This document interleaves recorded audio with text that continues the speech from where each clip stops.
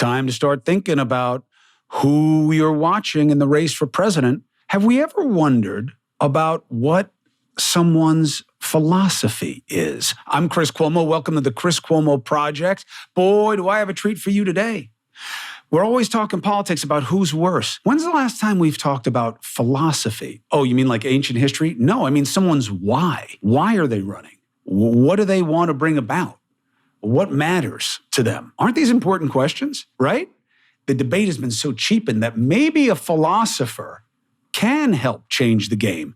And that's where Cornel West comes in. You know him just from his splendiferous do, his signature look, his cadence, his cogency, okay? A legend of the civil rights movement. He's seen so much of America's struggle to progress in such a key period, known as a professor, Ivy League credentials, and now he's decided to run for president of the United States. Is he just a spoiler, a disruptor? No, he's a philosopher. And it's really important to discuss why he sees the need to be in this race. Why, for him, is it not about being practical or political, but philosophical? Here it is.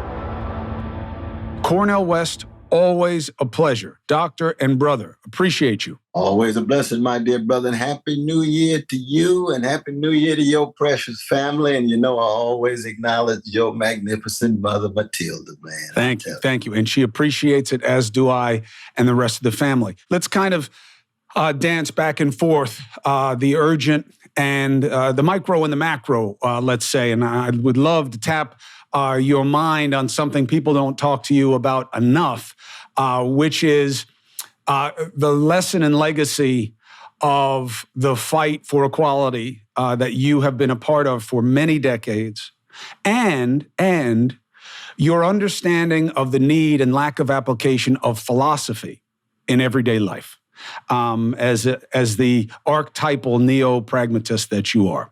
So on the micro level, as a Harvard man, and we forgive you that here in the land of Bula Bula. You got that Yale connection, brother. Yeah, I'm praying for you. I'm praying for you on that. I'm a sore thumb for them, but I'm the exception, not the rule. So President Gay, forced to resign, decided to resign, whatever the accommodation was. People claim that this was racist. Other people say this is an abuse of claims of racism, and that what the president demonstrated at that hearing, as did other university presidents, was tone deaf at best and proof of a dark, progressive animus on campus at worst of wokeism gone awry. What is your take? You know, I begin with the notion that education is a very sacred activity. And by sacred, I mean it transcends all politics, all ideology. It has to do with Socratic energy. How do we unsettle minds? How do we touch souls?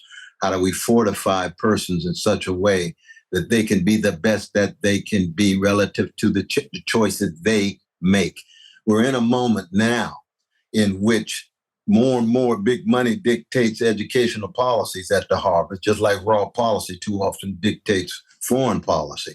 And that to me is just spiritually flat. It's morally empty. And so first, let's begin with the congressional hearings. And I thought all three presidents were weak in response to the question about genocide, calling for genocide of Jews. Now, of course, the person raising the question, you know, she supported Brother Palladino, who's had some positive things to say about Hitler. So, I mean, we won't get into the sister who's raising the question. Her moral authority is lacking, but she has a right to raise the question. I thought all responses were weak. I think but the sad thing is that our universities have become so commodified and corporatized. They begin to function as business enterprises. And so the kind of advice that the presidents received was, and I know you trained lawyer, my brother, but it was lawyerly advice. They weren't speaking from their hearts and minds and souls. We need to have visionary leaders of universities who can speak with moral passion rather than loyally nuance about trying to stay on tight ropes and worried about ways in which they might be violating X or Y codes. You have to be able to speak. You talk about the genocide of Jews or anybody else. It's wrong. It's unjust. It's barbaric. It's bestial. That's all they had to say. That would have let the world know we don't put up with this kind of devaluation and degradation of anybody, beginning with Jews. They didn't say it. Understood. But that doesn't warrant their resignation. It does not. Why? No, not at all. Because, you see, resignation has to do with the ways in which it proceeded. See, it's one thing to have a Socratic argument, even with the president. It's another thing to engage in vicious threats. It's another thing to engage in claims about we're going to withdraw funds. You see, that's not Socratic, brother. That's not dialogical at all. That's where the big money begins to dictate educational policy. So that presidents can be weak and we have to be critical of them, but that doesn't mean they lose their jobs. And then, of course, you got the next move, which is the plagiaristic move. Well, we're going to find something else. And we know that, it's not as if, Eichmann or the other one, what's his name, Ackerman or what? It's not Bill Ackman. And now they are making allegations against his wife, which I believe is dirty pool, to be honest.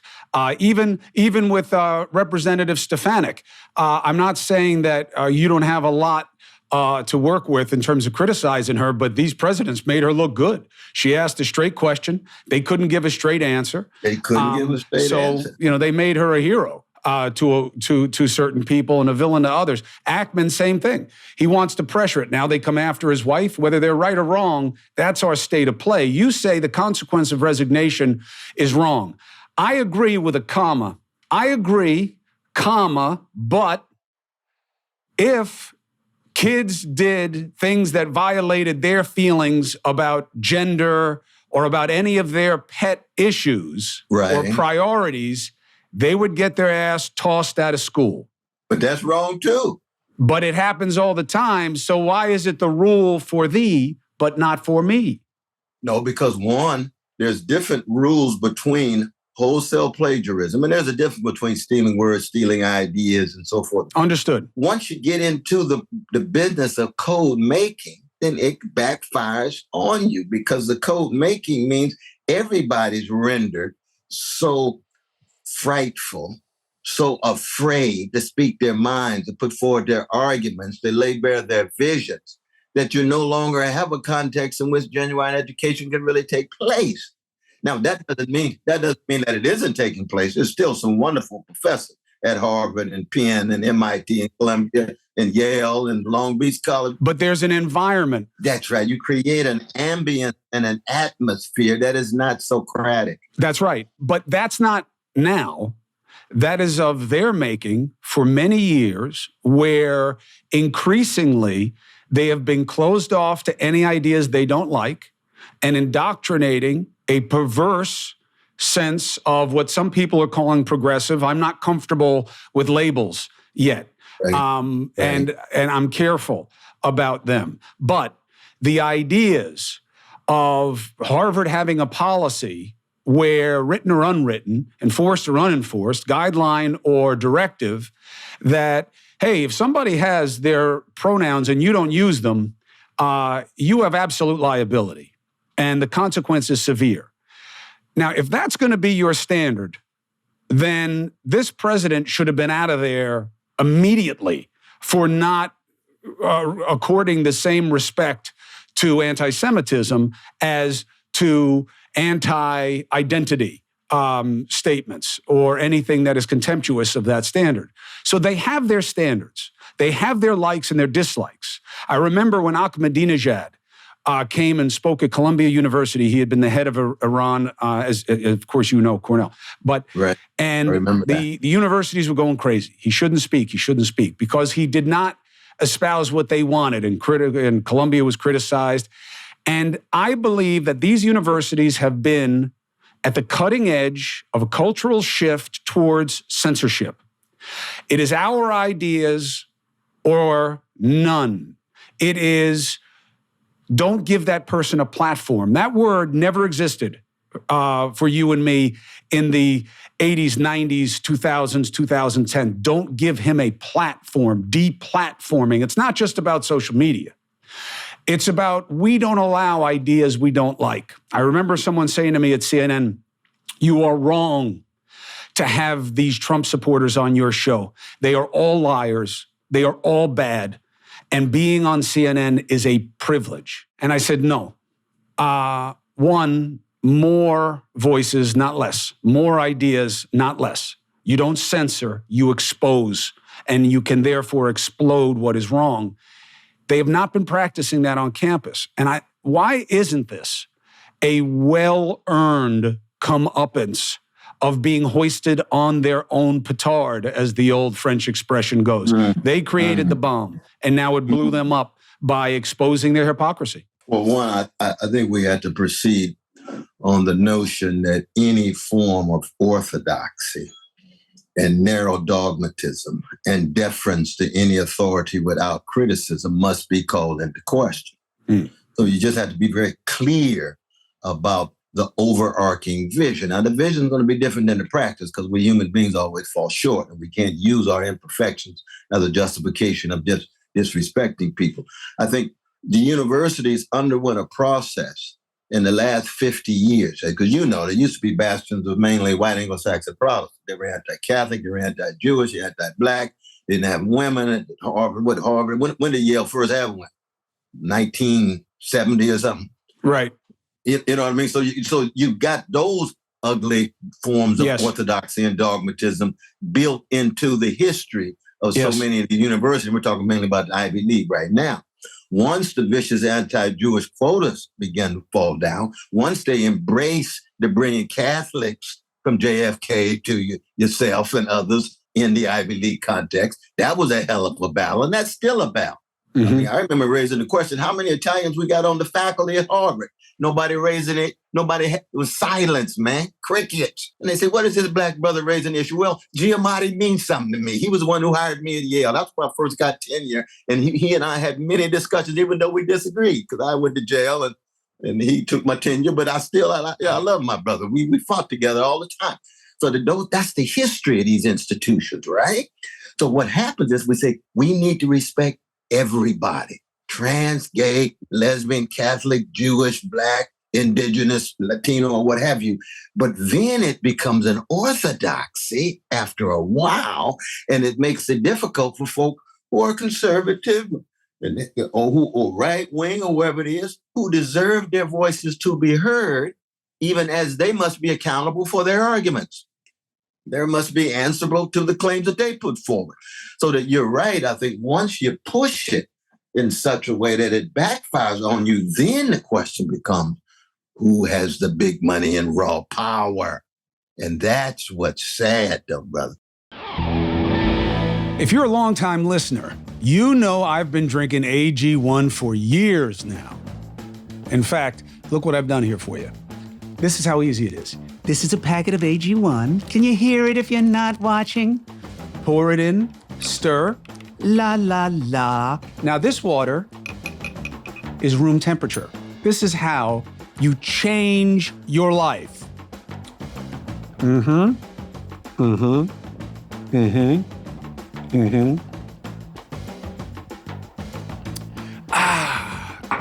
Even gives you a little mustache. Wham! Now, when I started, I used to have to mix about 6 different vitamins and supplements every day. I couldn't take them all at the same time. I had to buy them individually. It was expensive, it was tedious, and it wasn't really getting me where I wanted to be. I find out about AG1. Here's the genius. AG1 does all of the thinking for you. They've done the R&D. They've figured out how to put what you need in what combination so you can get it. AG1 is the supplement that I trust, okay? And I care about what I put in my body, all right? And I have the needs, this meets the needs, and that's why I use it. And that's why AG1 has been a partner for so long, and I'm happy that they are. If you want to take ownership of your health, starts with AG1. Try AG1 and you get a free 1-year supply of vitamin D3, K2. Remember, combinations matter. 5 free AG1 travel packs. That's just with your first purchase. Go to drinkag1.com/CCP. drinkag1.com/CCP. Check it out. Oh, you made those resolutions for the new year, didn't you? That's where Factor comes in. Now you're ready for the new year. Factor's ready-to-eat meal delivery takes the stress out of meal planning. Get that prep work done. Set yourself up for success in the new year. How about chef-crafted, dietitian-approved meals delivered right to your door? 35 meal choices. That's good. And that's per week. What do you got? Keto, calorie smart, vegan and veggie, and more. Plus, there are 55 weekly add-ons, so you're going to have a ton of nutritious and flavorful options, and you'll be able to kickstart your resolution. Look, I'm telling you, it makes a difference. There are times where I would just reach for whatever is in the fridge. I gotta go. I don't have time for this. I just eat what my kids left behind. Now with Factor, I know that it's got the balanced macros and nutrition that I need. It's right there. It tastes like something I picked up, to bring in from a restaurant. It's done in 2 minutes, and it keeps me on track where now I don't feel bad about what I just ate. I actually feel like I'm making progress. Head to factormeals.com/Cuomo50 and use the code Cuomo50. What's 50 for? 50% off. What? Yes. The code is Cuomo50 at factormeals.com/Cuomo50. 50% off. Oh, am I happy about our new partner. You got a dog? You care about him? Of course you do. Why are you feeding your dog garbage? Sundays is a fresh dog food made from a short list of human-grade ingredients. Now, Greg Ott is laughing because he hates dogs, but the rest of us, because we're real men and women and other, we take care of our pets as our fur fam. Sundays, co-founded by Dr. Tori Waxman, practicing vet, tests and formulates every version of each recipe. 90% meat, 10% superfoods, 0% synthetic nutrients or artificial ingredients. I've been secretly giving it to Greg and Amrish for about a month and a half now, and their coats are so smooth. Look, I know dogs. I've had dogs my entire life. I always will.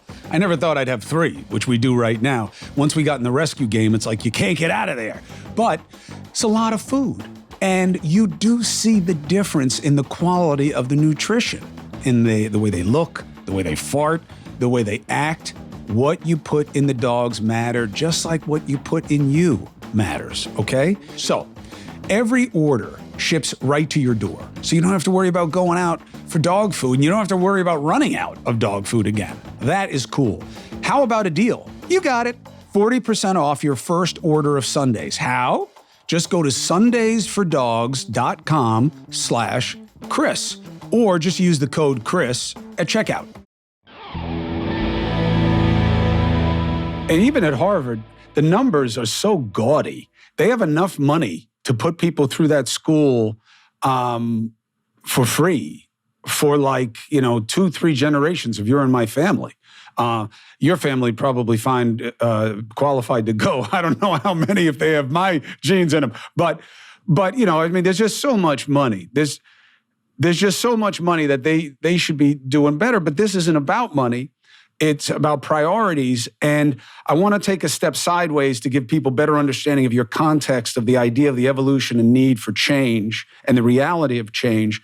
When you look back on your days with some of the towering figures, other towering figures in our history who were fighting for civil rights, for equality, for people to be doing exactly what you're still discussing, what stands out as what was a moment where you looked around and said, I am part of something that is going to be remembered forever? When you look at this brother right here, John Coltrane, Love Supreme, you see. And then you think of Martin King Jr., Fannie Lou Hamer.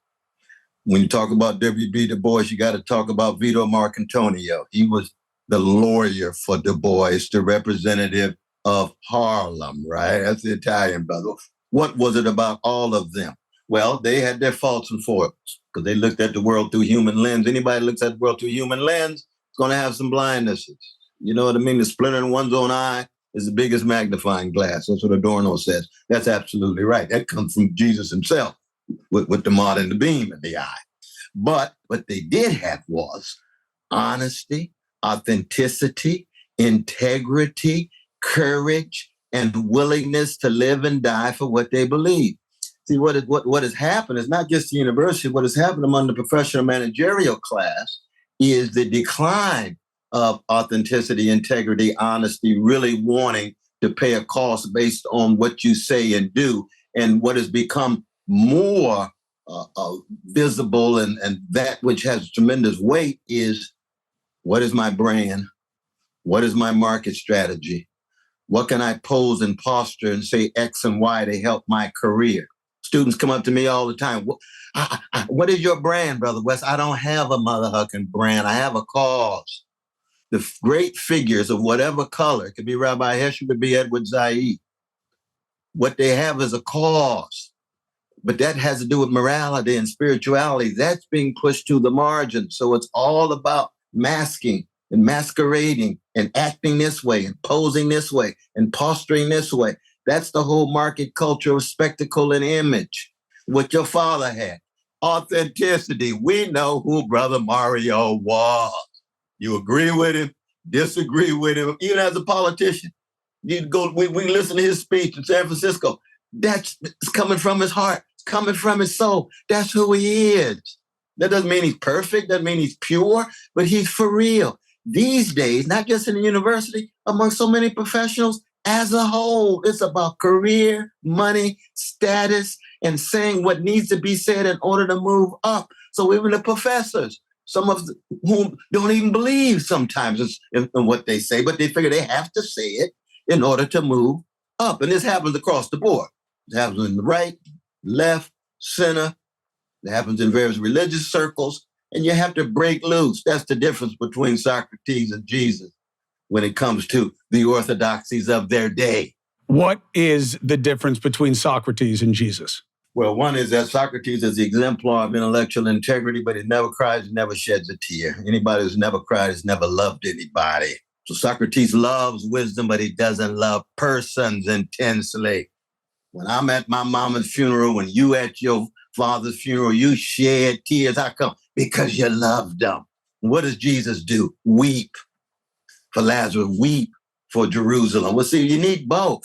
You need intellectual integrity. Socrates is willing to die for his intellectual conscience, but he never sheds tears. He doesn't love people. Jesus loves human beings and is willing to live and die to give his all. Every ounce of who he was on that cross with the blood dripping at the bottom of that cross, exemplifying, fleshifying love in its most concrete form. That's what love supreme is. And we know it's not just a Christian thing, but I speak as a Christian, so I got my own biases. I look at the whole world through the lens of the cross, the blood, the suffering, especially of the least of these. And we get that from our Jewish brothers and sisters, spreading that hesed, that loving kindness to the orphan and widow and fatherless and motherless and oppressed. And when Amos said that, and when God made that covenant with Jews, it wasn't just for one group. It was for humanity as a whole. And that's one of the great gifts of our Jewish brothers and sisters. And Jesus takes it to his own level as well.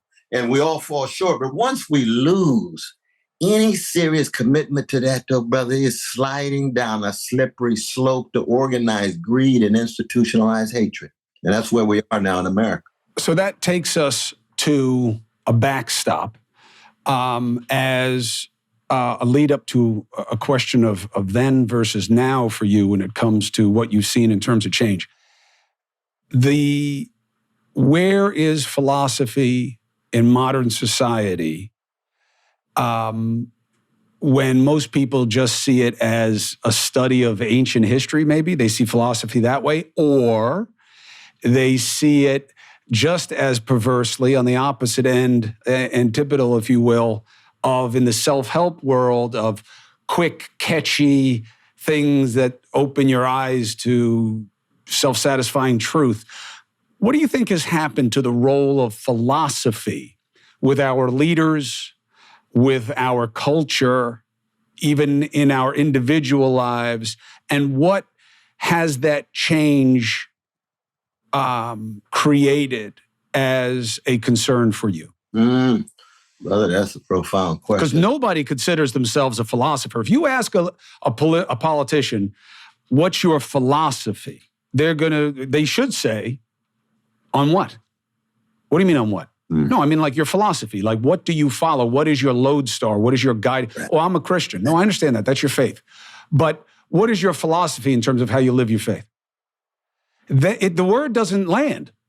They don't know why I'm asking, or they think you're asking something that's like, what is this, a gotcha? Or like, you're going to ask me what's on what music I'm listening to next?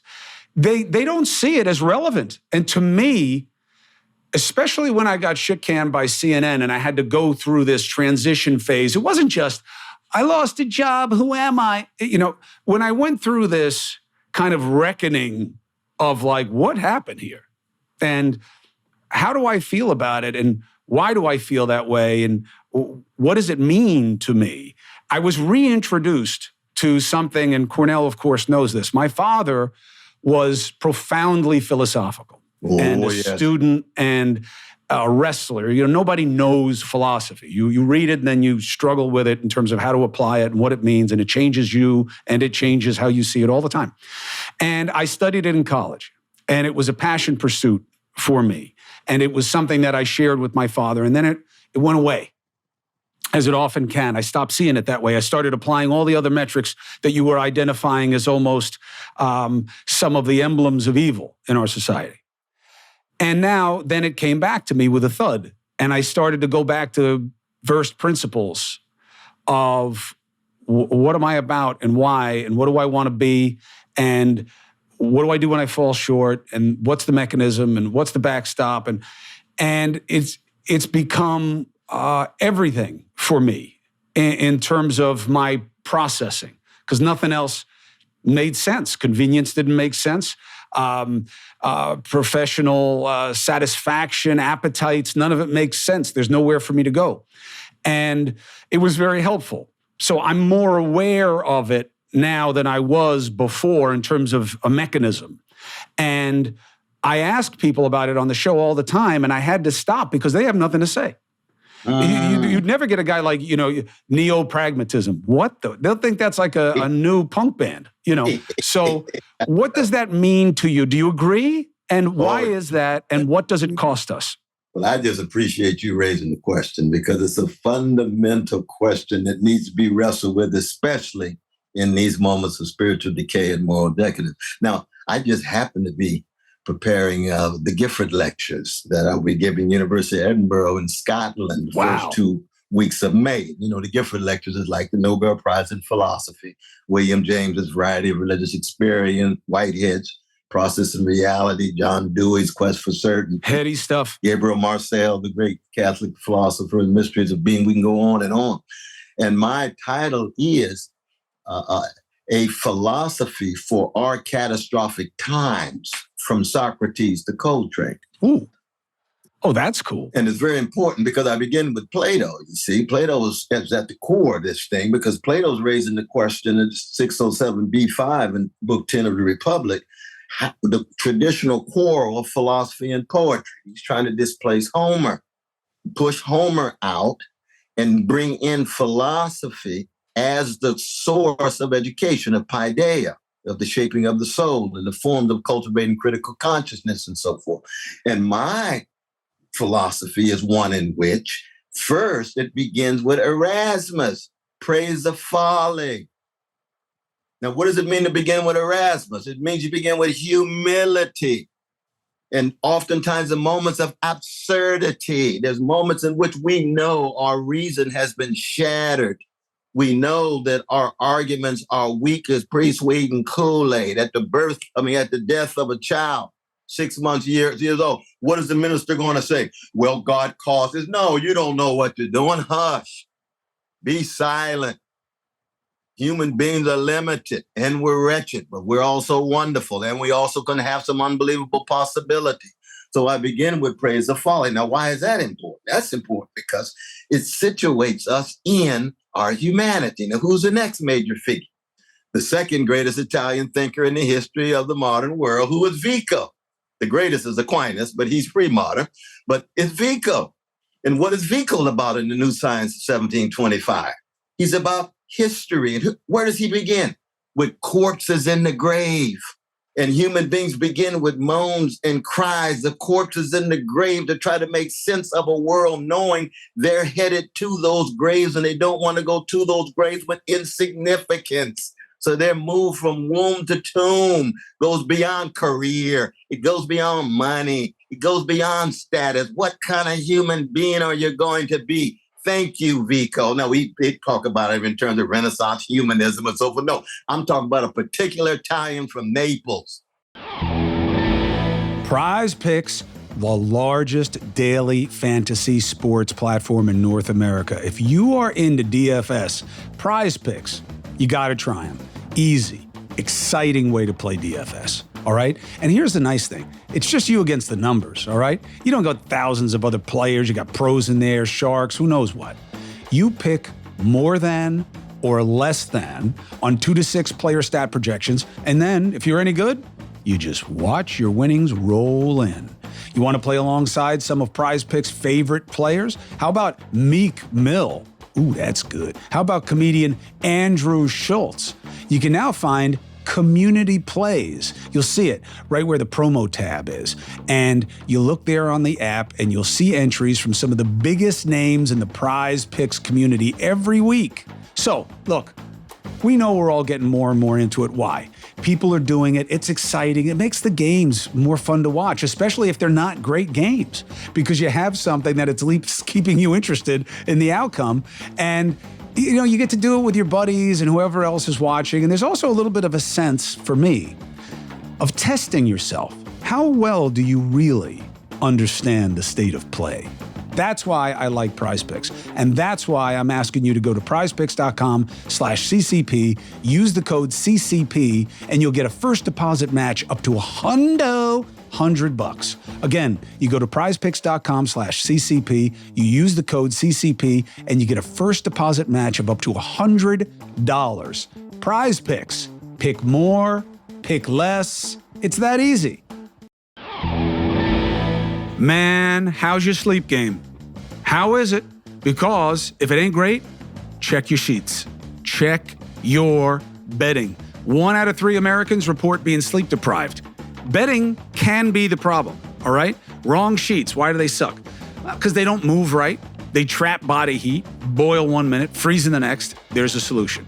And it checks so many boxes. Cozy Earth sheets. They breathe, baby.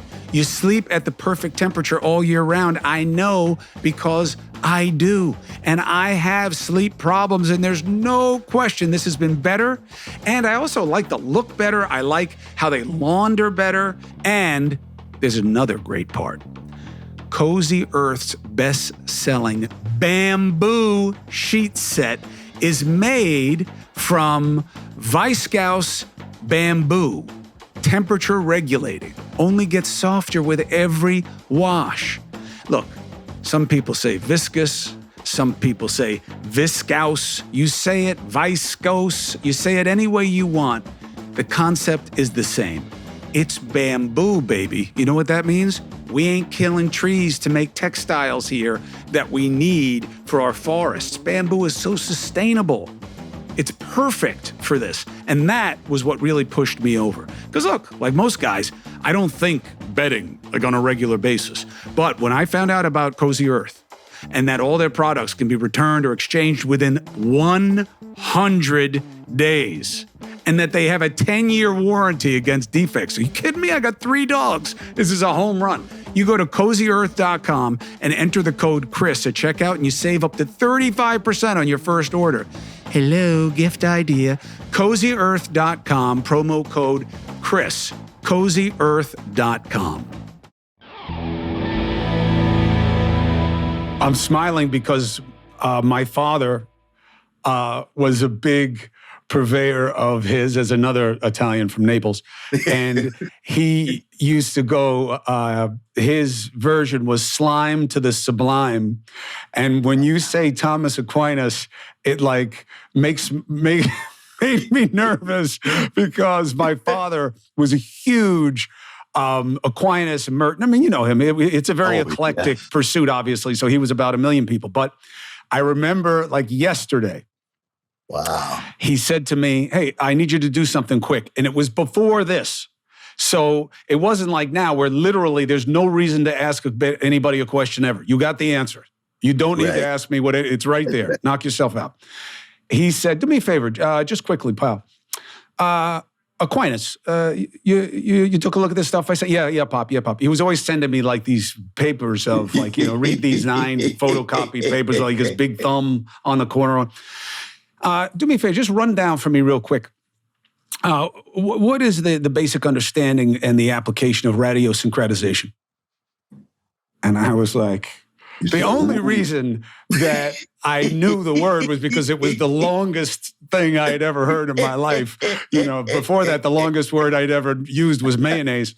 And, he thought it was so important. And he said to me, and it was so foretelling. And by the way, as an aside, to you listening and watching right now, where you're like, I don't understand this. Why aren't Cuomo and West dancing about why he's running and what about it means to the Democrats and first of all, you've heard him talk about all that. This is more helpful to you. You got to start looking at the people who want to be your leaders through the lens of why. Why? Exactly. What are they about? Because it's not like we're going to have some policy payoff at the end of the day. We don't even use the word record in politics anymore. Run on your record. When's the last time somebody said they were doing that? The point is, if you understand somebody's core, then you can see what's going to come. So this is actually more helpful to you. And when he was doing it with me, when I was younger, what he was preparing me for is where we are today, which is if you don't know your why. That's right. You can't go anywhere else. And we do see it. And here's the application of it, because I'm not about abstruse things. I'm not about recondite things. I'm about practical stuff. So you want to fix the border. Why? Is it because it's unsafe? Okay. Is it because you need more and better workers? Okay. Is it because you see immigration as something that is good for America? You have to answer these questions first because it's going to dictate what you do. That's right.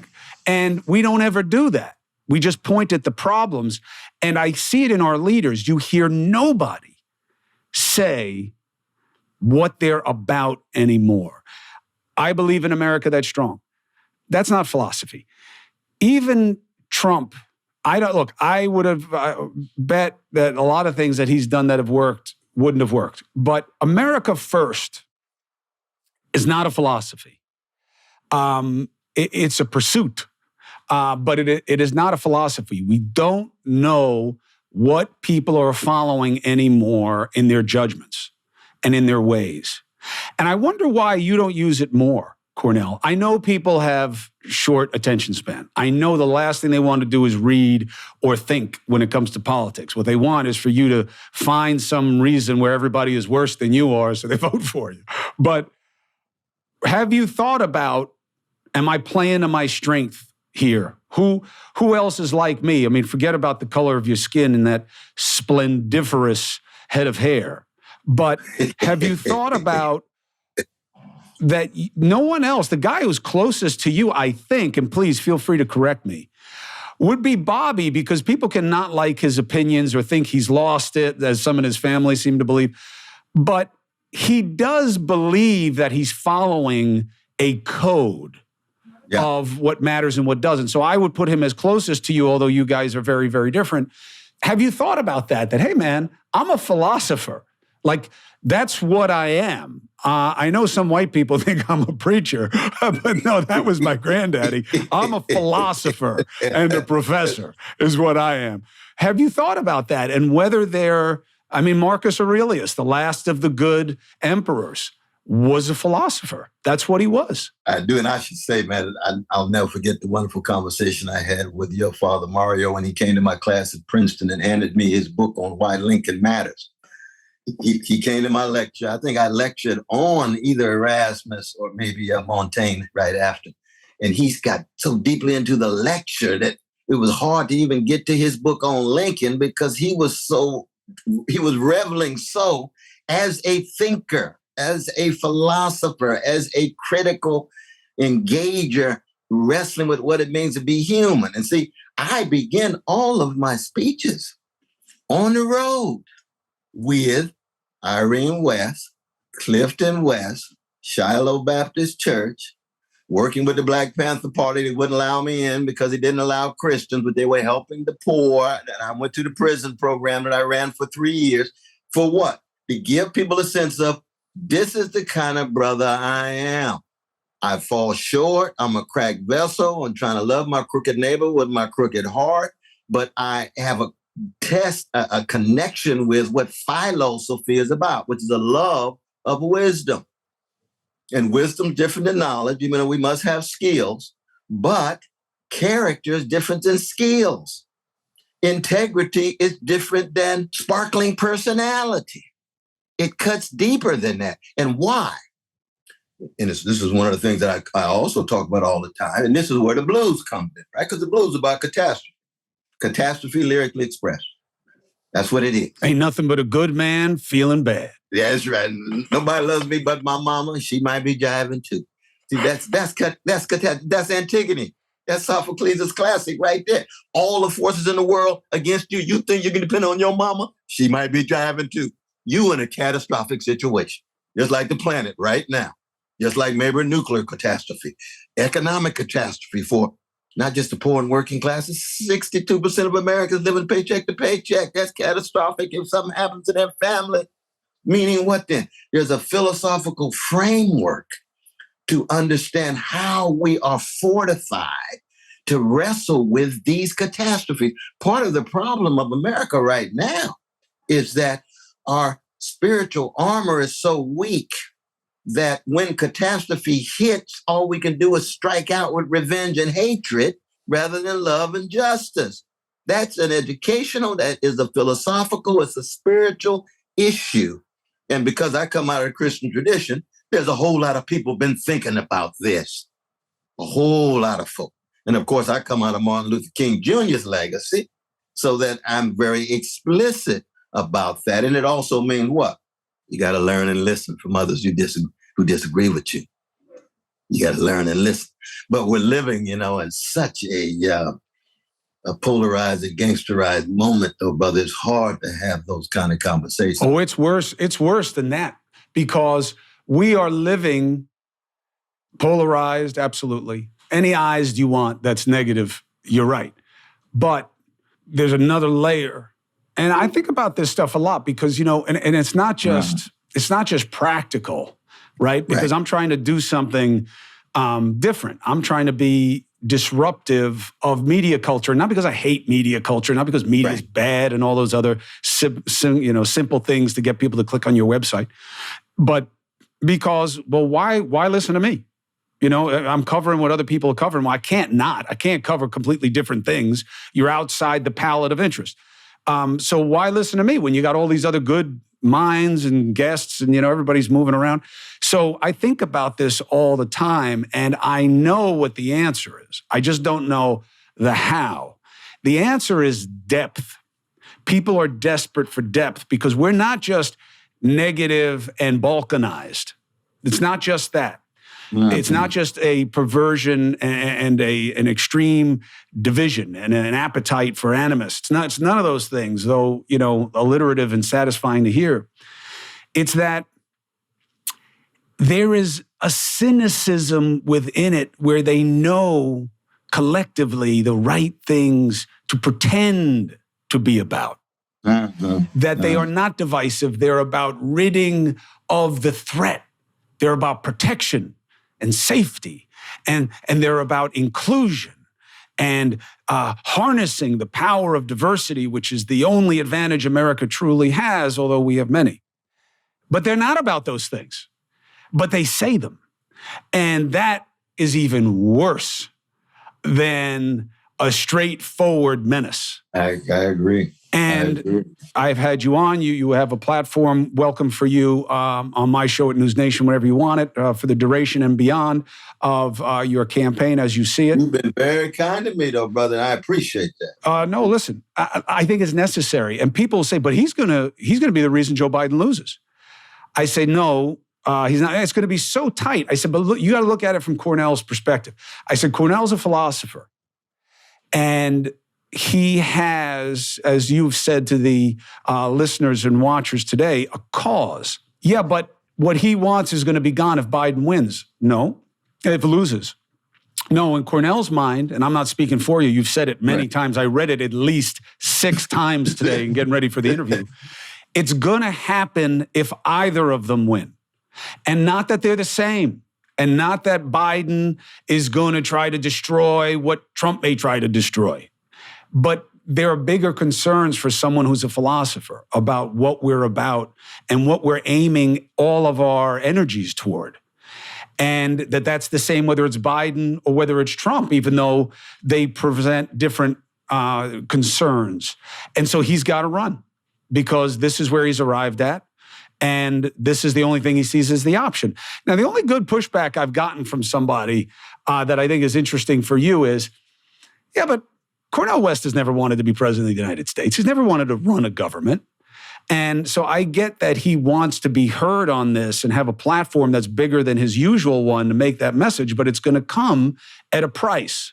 Your response? Yeah, my response is that I have always tried to be a fallible force for good, and therefore I've tended to support various politicians who I thought were the best at that moment. That's why I met my dear brother Andrew himself when he was running against Carl McCall. And that got me in a lot of trouble because while I'm not for the black candidate, no, brother Andrew was the best at that moment, and we had some golden moments. Same was true with Bill Bradley. Same was true with Ralph Nader. Same was true with Bernie Sanders and Bernie Sanders again. And so when I looked around this time, I didn't see any presidential candidates who was coming anywhere near the attempt to tell the truth and highlight justice for poor and working people, no matter what color, here and abroad. And most importantly, to try to elevate a discourse that is intense, but not talking about hatred and revenge. Now, I do talk about hatred because I hate injustice. I hate domination. I hate occupation. I don't care who it is. Black folk, oppression, white folk, I'm with the white folk. It ain't a tribal thing. It's a moral issue. You see, if Palestinians are subjugating Israelis, I'm with the Israelis. When they're killed, innocent Israelis are killed, that is immoral. When you're the Israeli occupation of Palestinians, I'm with the Palestinians. This is a moral and spiritual issue. I don't see persons running for president with visibility raising those kinds of questions, and therefore I felt I had to intervene. Now, I'm not a spring chicken, no, brother. I'm 70 years old, man. Hey, 70's young by today's standard. And you got the hair. Well, yeah, that's true too. That's true too. But at 70, usually you're trying to kind of start coasting a little bit. And I'm just moving into first gear at 70. You say, hey, but it is an act of desperation. What people are right about. We are in a deeply desperate situation, but it's not just desperation in politics. It's desperation of spirit, of morality. And that, to me, or with the civic dimension of it, the public dimension in the language of John Dewey. You can talk about the pragmatists and so forth. And John Dewey is probably the greatest in terms of the public. I think William James is probably the greatest in terms of wrestling with the tragic. But it's a very rich tradition. And of course, what this campaign, and you and I have talked about, is I just want to reintroduce America to the best of itself.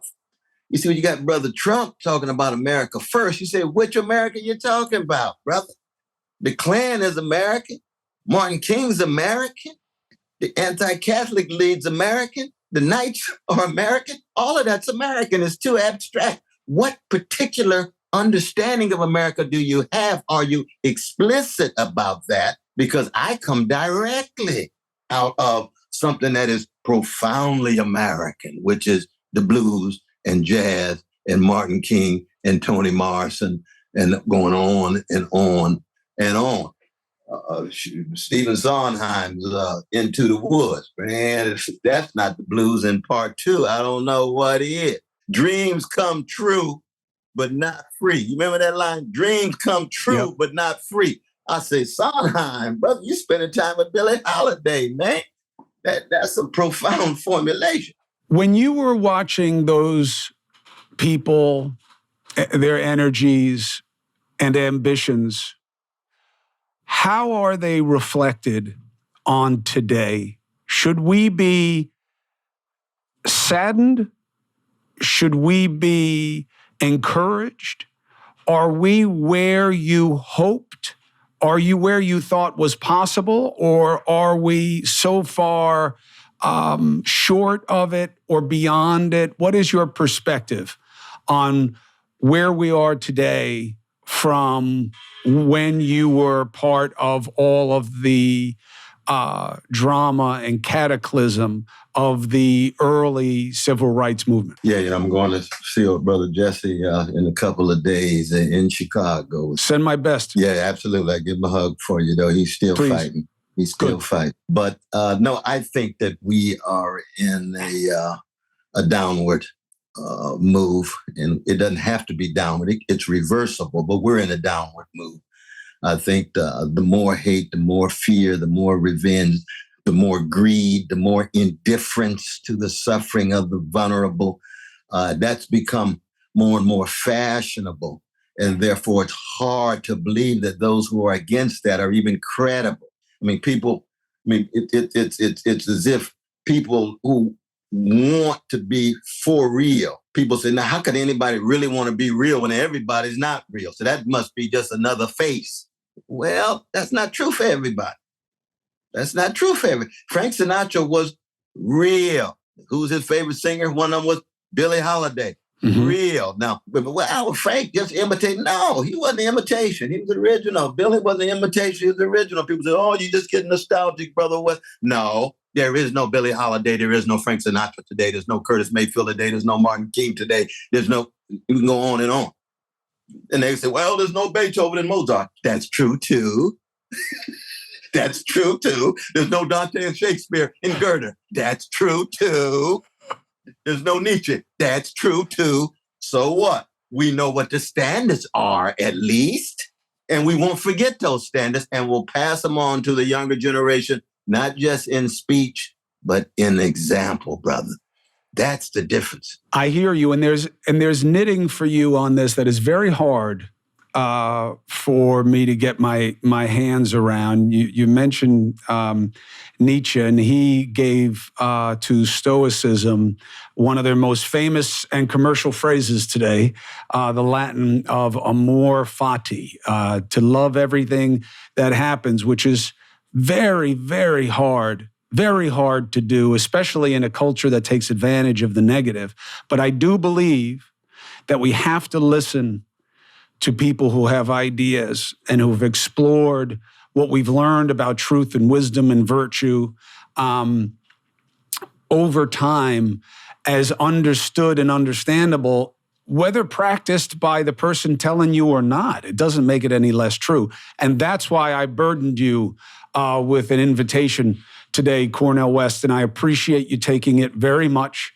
And I know people are going to benefit greatly from understanding the why and what this is about and where you're coming from. And they'll make judgments as they want. That's not the concern. It's the basis that matters or should matter more. So thank you for the edification and the pleasure of conversation. But thank you, though, brother. It's a rare moment I get a chance to raise these philosophical issues with Gifford lectures and Biko and Aquinas. Oh, my God. And we hadn't got to Eugene O'Neill's Iceman Cometh or T.S. Eliot's Four Quartets or The Love Supreme and the Four Movements. All of that rich stuff. But, brother, you stay strong, though, man. Indeed, indeed, indeed. I'm giving a hug to your whole family now, man. Your whole precious family, though, man.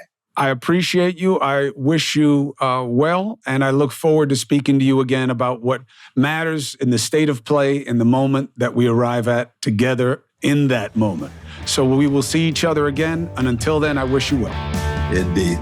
God bless you. Stay strong, my brother.